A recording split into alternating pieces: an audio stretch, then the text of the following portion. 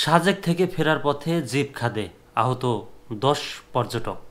রাঙামাটির সাজেক পর্যটন কেন্দ্র থেকে ফেরার পথে জিপ উল্টে খাদে পড়ে ১০ পর্যটক আহত হয়েছেন। শনিবার সকালে সাজেকের হাউসপাড়ায় এ ঘটনা ঘটে। দুর্ঘটনার সত্যতা নিশ্চিত করেছেন সাজেক থানার ভারপ্রাপ্ত কর্মকর্তা ওসি কনক সরকার। তিনি বলেন, আহতরা সাভারের ধামরাই ও ব্রাহ্মণবাড়িয়া থেকে সাজেক ভ্রমণে গিয়েছিলেন। আহতদের মধ্যে জাকির, আরফান, সবুজ, সাইফুল, উজ্জ্বল নামে ৪ জনের অবস্থা গুরুতর।